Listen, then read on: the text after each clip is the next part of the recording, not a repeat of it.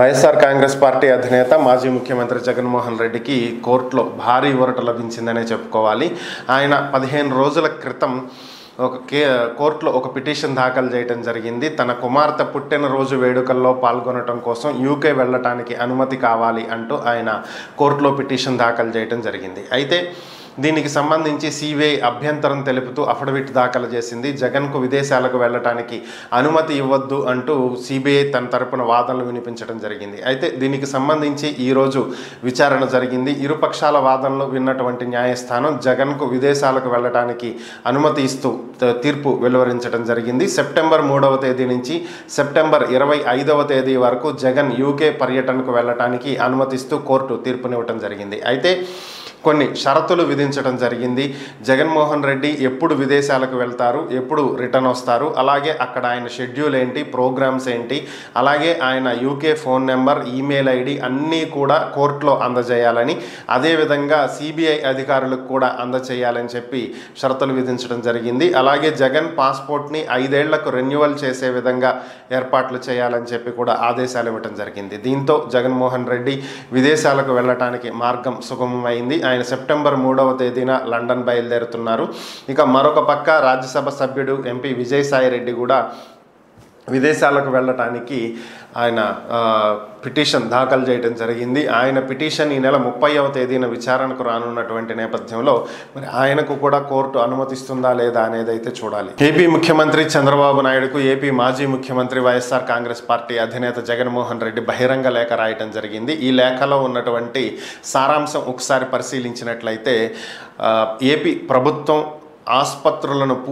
ప్రభుత్వ ఆసుపత్రులను పూర్తిగా నిర్వీర్యం చేసే దిశగా అడుగులు వేస్తుందని, స్పెషలిస్ట్ వైద్యులు అలాగే సిబ్బందిని నియమించకుండా అలక్ష్యం చేస్తుందని, దీనికి సంబంధించి నోటిఫికేషన్స్ ఇవ్వట్లేదని, రిక్రూట్మెంట్ చేపట్టట్లేదని చెప్పి ఆయన లేఖలో పొందుపరచడం జరిగింది. అలాగే ఏపీలో 5 మెడికల్ కాలేజీలలో ఈ విద్యా సంవత్సరానికి తరగతులు ప్రారంభించాల్సి ఉండగా సీట్లను భర్తీ చేయడానికి కూడా ఏపీ ప్రభుత్వం చర్యలు చేపట్టలేదని, ఇది పూర్తిగా ప్రభుత్వ వైఫల్యం అని చెప్పి ఆయన పేర్కొనడం జరిగింది.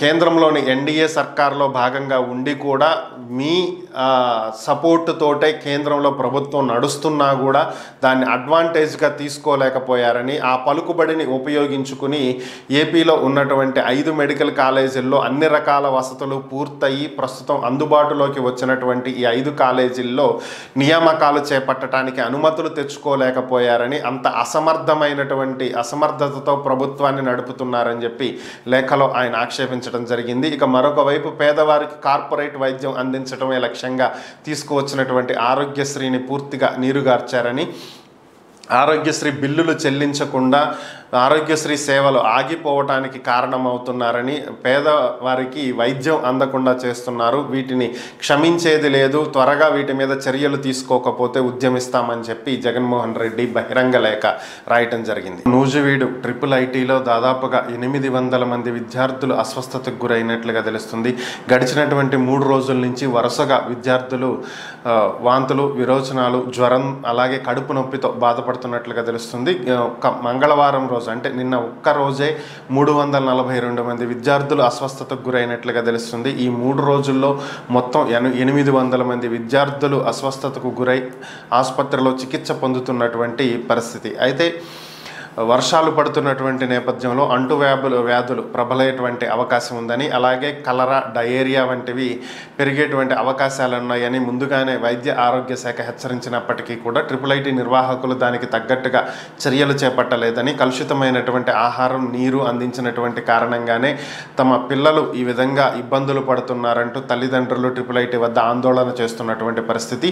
దీని మీద ప్రభుత్వం వెంటనే స్పందించడం జరిగింది. వెంటనే చర్యలు చేపట్టాలని, విద్యార్థులు వెంటనే ఎటువంటి ఇబ్బందులు కలగకుండా వారి ఆరోగ్యం కుదుట పడేలా చూడాలని వైద్య ఆరోగ్య శాఖకు ఆదేశాలు ఇచ్చినట్లుగా సమాచారం. వైఎస్ఆర్ కాంగ్రెస్ పార్టీ అధినేత ఏపీ మాజీ ముఖ్యమంత్రి జగన్మోహన్ రెడ్డికి మరొక షాక్ తగలనుంది. 2024 ఎన్నికల తర్వాత వరుసపెట్టి వైఎస్ఆర్ కాంగ్రెస్ పార్టీ నుంచి నేతలంతా కూడా వెళ్ళిపోతున్నటువంటి పరిస్థితి. వరుసపెట్టి కొంతమంది మాజీ ఎమ్మెల్యేలు రాజీనామాలు చేస్తే తర్వాత కార్పొరేటర్లు, కౌన్సిలర్లు అలానే మేయర్లు కూడా టీడీపీలో చేరినటువంటి పరిస్థితి చూస్తున్నాం. ఇక ఇప్పుడు మరొక మాజీ ఎమ్మెల్యే అలాగే ప్రస్తుత ఎంపీ వంతు వచ్చింది. ఇక ఎవరు అనేటువంటి అంశానికి గనక వెళ్ళినట్లయితే ఉమ్మడి గుంటూరు జిల్లా ప్రస్తుత బాపట్ల జిల్లా రేపల్లె నియోజకవర్గానికి చెందినటువంటి వైఎస్ఆర్ కాంగ్రెస్ పార్టీ నేత ప్రస్తుత రాజ్యసభ సభ్యుడు మోపిదేవి వెంకటరమణ తన పదవికి అలానే వైఎస్ఆర్ కాంగ్రెస్ పార్టీకి రాజీనామా చేయబోతున్నారు. ఆయన టీడీపీలోకి వెళ్ళబోతున్నారు అనేది ప్రస్తుతం ఉన్నటువంటి సమాచారం. ఈయన 2019 ఎన్నికలలో వైఎస్ఆర్ కాంగ్రెస్ పార్టీ తరపున పోటీ చేయటం ఓడిపోవటం జరిగింది. అయితే ఆయన ఎమ్మెల్సీగా తీసుకుని మంత్రి పదవి కూడా జగన్ అప్పట్లో ఇవ్వటం జరిగింది. ఆ తర్వాత ఆయన్ను శాసనమండలి రద్దు చేద్దాము అనుకున్నటువంటి సమయంలో ఆయన్ను ఎంపీగా పంపించడం జరిగింది. నామినేటెడ్ పదవిలో రాజ్యసభ సభ్యుడిగా పంపించడం జరిగింది. అయితే 2024 సార్వత్రిక ఎన్నికల్లో రేపల నియోజకవర్గం నుంచి ఆయన టికెట్ ఎక్స్పెక్ట్ చేశారు. అయితే ఆయనకు టికెట్ ఇవ్వకుండా ఈ ఊరి గణేష్కి టికెట్ ఇచ్చినటువంటి నేపథ్యంలో ఆయన అప్పుడే అసంతృప్తికి గురైనటువంటి పరిస్థితి. అయితే ఆయన ఇటీవల కాలంలో ప్రస్తుత రేపల్లె నియోజకవర్గ ఎమ్మెల్యే మంత్రి అనగానే సత్యప్రసాద్తో చర్చలు జరిపినట్లుగా తెలుస్తుంది.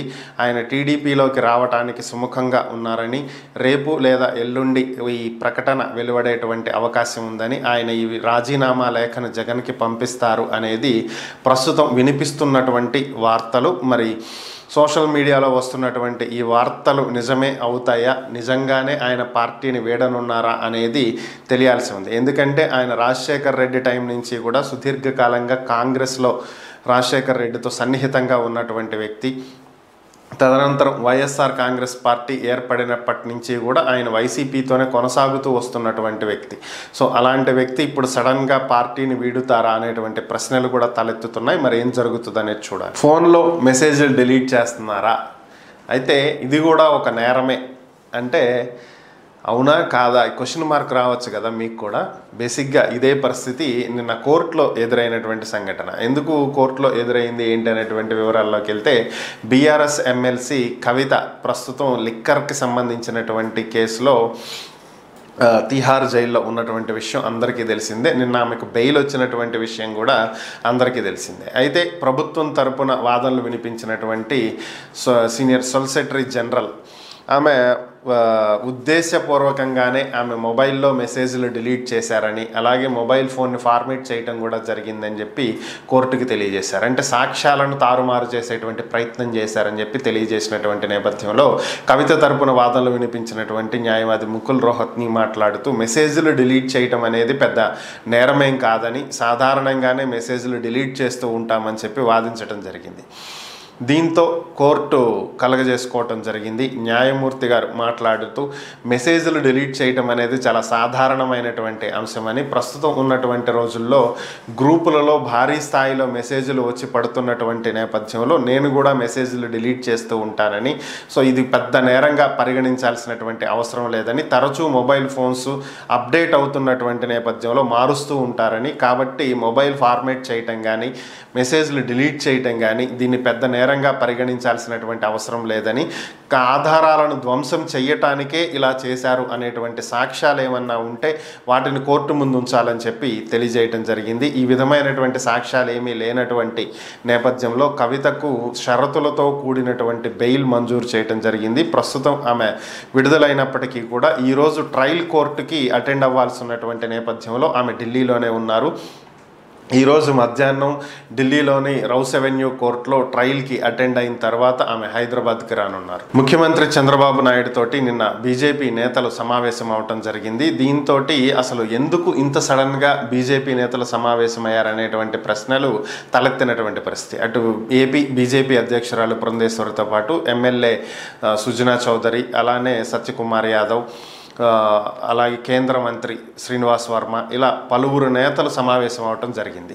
సో అసలు మ్యాటర్ ఏంటి, ఏం జరుగుతుంది అనేటువంటి అంశాల్లోకి కనుక వెళ్ళినట్లయితే, ప్రభుత్వం ఏర్పడి 2 నెలలు అవుతుంది. ఇంకా దాదాపుగా అన్నీ సెట్ అయినట్టుగానే భావించవచ్చు. కొంతమందికి మంత్రి పదవులు వచ్చినాయి, కొంతమంది ఎమ్మెల్యేలుగా కొనసాగుతున్నారు. అయితే ఇక్కడ విషయం ఏంటి అంటే, ఇప్పుడు నామినేటెడ్ పదవులు ఇవ్వాల్సినటువంటి పరిస్థితి ఆ సమయం వచ్చేసింది. అయితే ఎన్నికల సమయంలో తమ సీట్లను త్యాగం చేసి పొత్తులో భాగంగా జనసేనకు బీజేపీకి త్యాగం చేసినటువంటి టీడీపీ సీనియర్లు ఇప్పుడు కొన్ని ముఖ్యమైనటువంటి నామినేటెడ్ పదవులను పొందాలని చెప్పి భావిస్తున్నటువంటి పరిస్థితి. చంద్రబాబు నాయుడు కూడా వీళ్ళందరికీ న్యాయం చేయాలి అని చెప్పి భావిస్తున్నటువంటి పరిస్థితి. అయితే టీడీపీతో పొత్తులో జనసేన బీజేపీ కూడా ఉన్నాయి కాబట్టి నామినేటెడ్ పదవుల్లో వాళ్లకు కూడా సముచిత స్థానం కల్పించాల్సినటువంటి బాధ్యత కూడా చంద్రబాబు మీద ఉంది. ఇప్పటికే 60-40 రేషియోలో నామినేటెడ్ పదవులు పంపకాలు జరుగుతాయి అనేటువంటి వాదనలు కొద్ది రోజుల నుంచి వినిపిస్తున్నాయి. అంటే 60% పదవులు టీడీపీ వాళ్ళకి, 30% పదవులు జనసేన వాళ్లకు, 10% పదవులు బీజేపీ వాళ్లకు ఇస్తారు అనేది ఒక వాదన. అయితే ఇందులో ఎంతవరకు నిజాలు ఉన్నాయనేది తెలియనప్పటికీ కూడా బీజేపీ నేతలు కలవటానికి కారణం మాత్రం ఈ నామినేటెడ్ పదవులే అనేది ప్రస్తుతం మనకున్నటువంటి సమాచారం. చంద్రబాబుని కలవటానికి ముందు విజయవాడలోని పురంధరేశ్వరి నివాసంలో బీజేపీ నేతలంతా కూడా సమావేశమై దీని మీదే చర్చించినట్లుగా తెలుస్తుంది. అనంతరం చంద్రబాబుని కలిసి వీటి గురించి మాట్లాడినట్లుగా, నామినేటెడ్ పదవుల్లో కొన్ని ముఖ్యమైనటువంటి పదవులు బీజేపీలోని కొంతమంది ముఖ్యమైన వ్యక్తులకు కేటాయించాల్సిందిగా కూడా వారు కోరినట్లుగా సమాచారం. మరి దీనికి చంద్రబాబు ఏ విధంగా స్పందించారు, మరి పదవులు ఏ విధంగా పంచుతారు అనేటువంటి అంశం అయితే తెలియాల్సి. కేంద్రంలో ఉన్నటువంటి ఎన్డీఏ సర్కార్ లోక్సభలో ఇటు టీడీపీ అలానే బీహార్ జేడీయూ వీళ్ళ సపోర్ట్ తోటి కేంద్రంలో ప్రభుత్వాన్ని అయితే నడుపుతుంది. అయితే రాజ్యసభలో ఇప్పటి వరకు బీజేపీకి సరైనటువంటి మెజారిటీ లేదు. మొత్తం 245 స్థానాలకు కాను 119 స్థానాలు పైన ఉంటే మెజారిటీ ఉంటుంది. అయితే ఇప్పటి వరకు ఆ పరిస్థితి అయితే లేదు. దీనివల్ల బిల్లులు రాజ్యసభలో ఆమోదించుకోవాలంటే, లోక్సభలో ప్రాబ్లం లేదు కానీ రాజ్యసభలో ఆమోదించుకోవాలి అంటే తటస్థంగా ఉన్నటువంటి పార్టీల వెనక పడాల్సినటువంటి పరిస్థితి. అంటే లైక్ వైఎస్ఆర్ కాంగ్రెస్ పార్టీకి రాజ్యసభలో 11 మంది సభ్యులు ఉన్నారు, లోక్సభలో 4 ఉన్నప్పటికీ కూడా రాజ్యసభలో బలం ఎక్కువ. సో ఈ 11 మంది బీజేపీకి సపోర్ట్ చేస్తే వారికి అవకాశాలు పెరుగుతాయి. సో ఇదే ఇప్పటి వరకు బీజేపీని కలవరపెడుతున్నటువంటి అంశం. కొన్ని బిల్లులు లోక్సభలో పాస్ అయినా కూడా రాజ్యసభలో పాస్ అవ్వవేమో. సో దానికి ఎవరి సపోర్ట్ తీసుకోవాలి? వాళ్ళ సపోర్ట్ తీసుకోవాలంటే ఆ పార్టీకి కొన్ని అంశాల్లో చూసి చూడనట్టు వదిలేయాలి, మరికొన్ని చోట్ల వాళ్ళకి సహకరించాలి. సో ఇలాంటివే జరుగుతాయి. సో కాబట్టి ఇప్పుడు పరిస్థితి మారింది. పరిస్థితి ఏంటి అంటే ఇటీవల ఒక 12 రాజ్యసభ స్థానాలకు ఖాళీ అయినవి. ఇందులో 8 నామినేటెడ్ పదవులు కాగా మిగిలినటువంటివి ఎన్నిక నిర్వహించాల్సినవి. సో వీటన్నింటిలో కూడా బీజేపీ ఏకగ్రీవంగా ఎన్నికైనటువంటి నేపథ్యంలో, ఇందులో కొన్నింటిలో ఏకగ్రీవంగా ఎన్నికైనటువంటి నేపథ్యంలో వీరికి బలం పెరిగింది. దీంతో బీజేపీ బలం రాజ్యసభలో 121కి చేరింది. 119 ఉంటే సరిపోద్ది అనుకున్నటువంటి స్థానం నుంచి 121 అంటే మెజారిటీ దాటింది. సో మెజారిటీ దాటింది కాబట్టి ఇక నుంచి రాజ్యసభలో బిల్లుల ఆమోదం కోసం ఏ పార్టీ మీద ఆధారపడాల్సినటువంటి అవసరం లేదు. స్వయంగా ఎన్డీఏనే ఆమోదించుకోగలుగుతుంది. అంటే వాస్తవానికి బీజేపీకి సింగిల్గా 121 లేవు, ఎన్డీఏ మిత్రపక్షాలన్నీ కలిపి 121 ఉన్నాయి. బీజేపీకి స్వయంగా 96 సీట్లు ఉన్నాయి. సో కాబట్టి ఎన్డీఏ మిత్రపక్షాలన్నీ ఎలాగూ బీజేపీ ఇచ్చేటువంటి బిల్లులకే ఆమోదం తెలుపుతాయి కాబట్టి తటస్థ పార్టీల మీద ఇక నుంచి రాజ్యసభలో ఆధారపడాల్సినటువంటి పరిస్థితి నుంచి ఎన్డీఏ సర్కార్ బయటపడిందని అయితే చెప్పుకోవచ్చు. ఏపీ ప్రభుత్వం నిన్న ఒక కీలక నిర్ణయం తీసుకోవడం జరిగింది. దీనికి సంబంధించి ముఖ్యమంత్రి చంద్రబాబు నాయుడు ఒక ప్రకటన విడుదల చేయడం జరిగింది. దీంతో ఏపీ సీఎస్ నీరబ్ కుమార్ ఆదేశాలు ఇవ్వటం జరిగింది. ఈ కీలక నిర్ణయం ఏంటి అనేటువంటి అంశాలు ఒకసారి పరిశీలించినట్లయితే 2021 నుంచి, అంటే అప్పట్లో ఉన్నటువంటి వైఎస్ఆర్ కాంగ్రెస్ పార్టీ అధికారంలో ఉన్నటువంటి సమయంలో 2021 నుంచి కూడా ప్రభుత్వం విడుదల చేసేటువంటి జీవోలు కానీ ప్రభుత్వ నిర్ణయాలు కానీ ఏవి కూడా ప్రజలకు తెలియకుండా GOIR వెబ్సైట్ని నిలిపివేయటం జరిగింది. జనరల్గా ఇది రాజశేఖర్ రెడ్డి ముఖ్యమంత్రిగా ఉన్నటువంటి సమయంలో తీసుకొచ్చినటువంటిది.